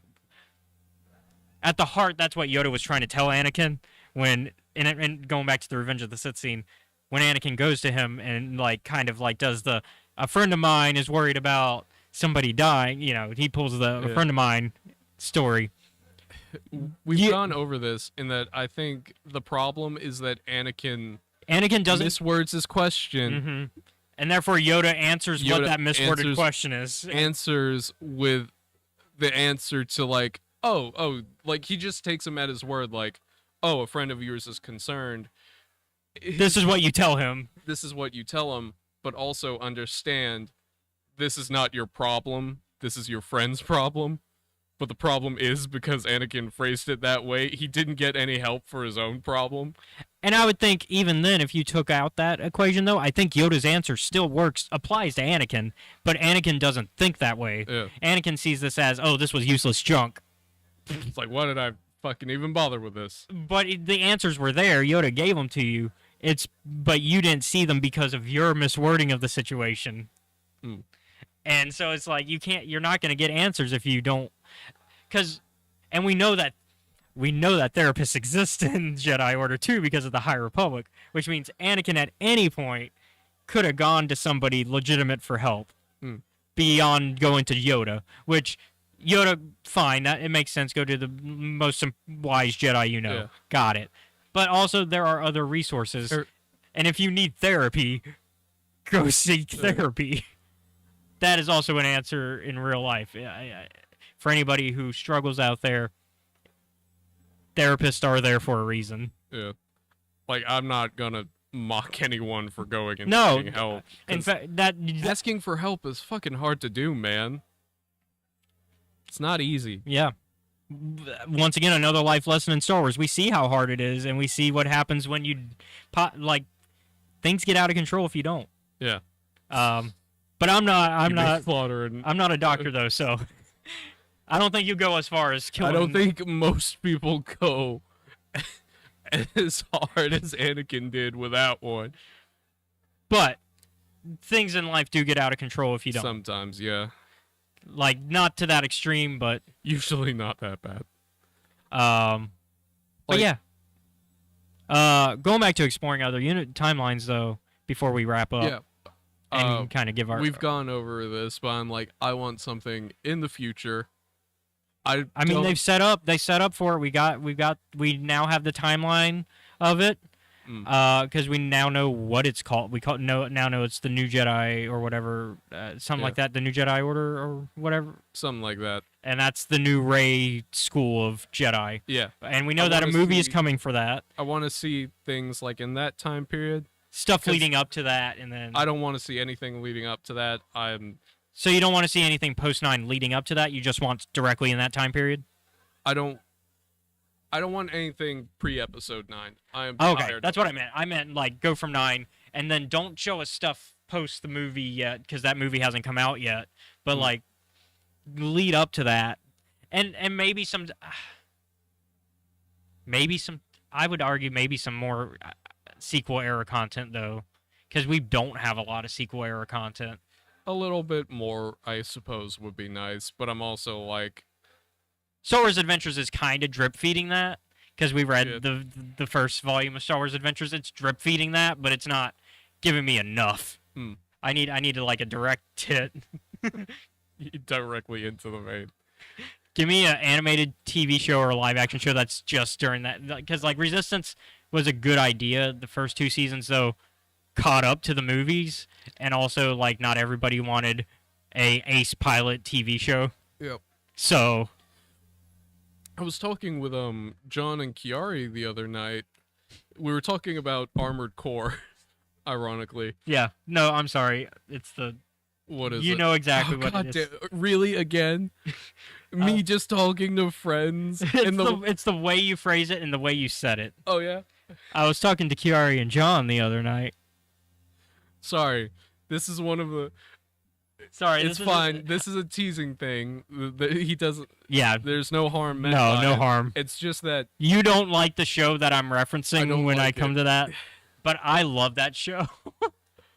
I was. Anyways, moving on. God damn it. Moving on. You were talking to them. Continuing. We were discussing things, and I'm like, yeah, I don't like racing games. I don't like flying games, and I don't like mech games either. And they were like, and he's like, well, Kiari's like, I imagine you would really like Armored Core. I'm like, it's a mech game, I probably wouldn't like it. And he's like, yeah, but in terms of setting and everything else, you probably would. I'm like, okay, explain it to me. And he's like, mega corporations, evil, you're a mercenary being paid to Yeah. go and do things. And I'm like, okay, but I fucking hate mechs. I like being on the ground and doing things. I don't like You don't want the flying aspect. I don't like flying. I don't like driving games. So whatever I do, don't have you play any X-Wing games. Don't have you play Squadrons. Don't have you play Racer's Revenge Yeah. or Episode 1 Racer. Yeah. Keep that shit away from me. Sorry, Chase. There's a mutual of ours, Forward Into the Black. Mm. Big into like flying games and specifically simulators type stuff. So I don't personally like them. I understand a lot of people do. I'm not good at them, but I don't mind playing them. Yeah. Squadrons I'm actually decent at. X-Wing, I gave up on that. Too complicated. I mean, you probably seen the gameplay Excuse me. of me doing X-Wing for the channel. It's not great. Oh man. So we continued and we talked about some other stuff. Yeah. Also, I suppose we also came to the conclusion that I, in fact, might be. I was explaining, like, oh yeah, for one spring break, me and some friends of mine at the time in high school, we were like, all of us know a little bit about fighting, so we're gonna go out into the yard and just fucking spar with each other you for mentioned like this story, yeah. I 2 think and a we half talked about this last week. yeah, for 2.5 hours. And so Kiari and John are both kind of listening to this, and they both turn Yeah, to me they and say it's the most. Seth, that's the most redneck thing I've ever heard you say. And I'm like, it's not, though. I'm like, this is a normal thing to do to me. And they're like, it's not. That's not something people do. I'm like, does it make it more or less if this was in Mississippi Yeah. and we had nothing better to do? On that note, Yeah. I think we can go ahead and give our final thoughts. Oh, yeah. I give it strong 8. Yeah, I was going to give it an 8.5. Yeah, I can see that. Yeah. It's nice that it's shorter. Yeah. Although I do kind of wish we had Darth Vader tie-ins, because the Vader storyline was there, but I think it needed just a little more meat to it. Mm. But we're gonna get a lot more Vader with the Dark Droid stuff. Yeah. And then same thing with Luke and the Star Wars crew, mainline crew. Vader takes care of the droid crush, except he doesn't, because they're going to be around for a while. But yeah, so that is. Thank you all for watching today's episode of Escape Reality Star Wars Talk. I've been your host, Caleb. Be sure to like, comment, follow, subscribe to us. You can find us at Escape Reality Films on YouTube, Twitch, Kick, and TikTok. You can also show your support for us by joining our Patreon, which is at Escape Reality Films. Shout out to Jennifer Brantley. Yeah. Oh, sorry. Thank you. Yeah. There you can watch our YouTube content almost a month before it's publicly available currently, as there's a lot of content on there right now that is just on Patreon until I'm done with my Baldur's Gate 3 run. Including 2 sessions, soon to be 3 sessions of a D&D game that I've been running. So We're in talks for something else. yeah, we're in talks for another D&D game that I'm working on. I don't think it'll be as soon as somebody mentioned, because I don't know why they mentioned that soon when we said October. Yeah, I don't. I do not have notes ready for that soon. Well, you have a month. Yeah, Can you manage I can that? do a month, not a week. Yeah, I was like, that's way too short. I feel like a week gives them also more time to plan out their games between, because it's their game that's Sunday as well. No. No? Oh, is it? Okay. Yeah. Oh, duh. I know whose other game it is because we're gonna promote it very soon. Where was I? We just Baldur's Gate 3. Yep. So if you've been missing my runs of Demon Souls or any other runs I've been doing, including I got Baldur's Gate Dark Alliance 2 running as well in those runs, because we finished Dark Alliance 1 before Baldur's Gate 3 came out. Or you want to watch the D&D games, like I said, that's how you can do it for $10 a month. You can also find me on Twitter at EscapeRowdy94 and Facebook, Instagram, and Threads at Caleb.Lockwood. We'd like to thank our friends at Mobcast Network and Gamers and Geeks for providing the space to us. Mobcast Network is a podcasting group that I produce and co-host with, where we talk about classic movies on their cult movie cantina. Currently, we're on hiatus, but if you want to catch up on some episodes, you can watch us at youtube.com/Mobcast Network, and you can find them on any fine podcasting app at Mobcast Network or on Facebook.com/Cult Movie Cantina. Gamers and Geeks is our local gaming shop here in Mobile, Alabama. So if you're ever out this way and looking for some tabletop card or board games, you should check them out off of Howes Ferry and Moffett Road in the shopping center next to the Piggly Wiggly. We also have Engage Gaming in the same building, who offer hourly in-house console renting. Here you can play on PS5, Xbox Series X, PC, and even VR. They also sell games, so if you want something classic or modern, they might have what you're looking for. They also offer a monthly membership where you can have the hourly rental rate reduced slightly. So come check out all our friends here. Speaking of our friends, you can check out Seth. You can check out some friends of ours over on Trials of Naboo at the Steam Dungeon on YouTube every Sunday from 5 to 7 Central Standard Time. Boy, oh boy, things are going places. Last week, I threatened a priest? Oh. Basically to get his people in line, since they attacked some friends of ours. Meanwhile, as I was doing this, the rest of the party members were being poisoned in the streets. They are currently going to resolve that, hopefully in tomorrow's game. And there may also be a giant chicken involved. A chicken? Yeah, like a person-sized chicken. It's a chicken man. A very upset chicken. Sadly, I won't be able to join tomorrow's game, but I am curious to see how this goes. So, go and check them out. They're friends of ours. They've been pretty cool. I'm gonna talk with them later today. To try to schedule what we're doing, or just in general? Just in general, because there's other games they're a part of. Okay. But also, I have to let them know I'm not going to be making it tomorrow. Yeah. I tried to let them know earlier in the week, but work didn't have the schedule for this week out. Once again, thank you all for watching. Yeah. We'll see you all next week with the Inquisitor: Rise of the Red Blade. Been hyping it up. Yeah, it's a good book. We'll see how well this goes. All right, and I've spoken. Y'all have a good one. Talk to you later.